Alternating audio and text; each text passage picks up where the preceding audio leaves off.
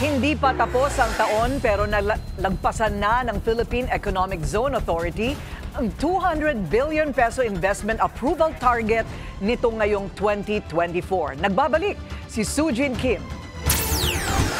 Inaasahang papalo sa 215 billion pesos ang investment approvals ng Philippine Economic Zone Authority o PEZA ngayong taon. Noong Nobyembre, nalagpasan na ng PEZA ang 200 billion peso investment approval target nito para sa 2024.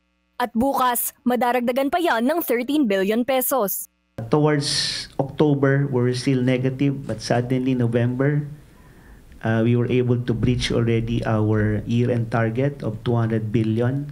At kahit hindi isang financial institution ang PEZA, nakapag-ambag na ito ng 1.36 billion pesos na dividend sa gobyerno. 2024 is the highest by far in the past 4 years since 2021. So we're not getting any support from government nor any budget from GAA, and yet we belong to one of the billionaires club in government that contributes $1 billion plus to the national coffers.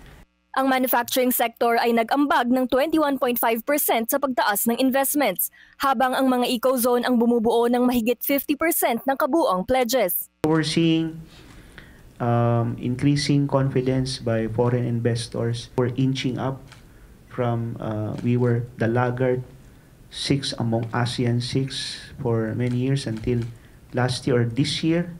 2024 latest is we are inching up to number 4. Kabilang sa mga malalaking investor sa Pilipinas ang Samsung, Taiyo Yuden at SunPower. South Korea, China at Russia naman ang ilan sa mga emerging key investment sources. Nananatiling matatag ang mga tradisyonal na industriya sa loob ng PEZA tulad ng electronics manufacturing at IT services. Pero kasabay nito, binibigyang prioridad na rin ang mga bagong growth area katulad ng IC design at electric vehicles. Para sa susunod na taon, target ng PEZA na pataasin ang investment growth ng hanggang 9 to 10% o katumbas ng 235 to 250 billion pesos na halaga ng pamumuhunan. Para sa agenda, Sujin Kim, TNC.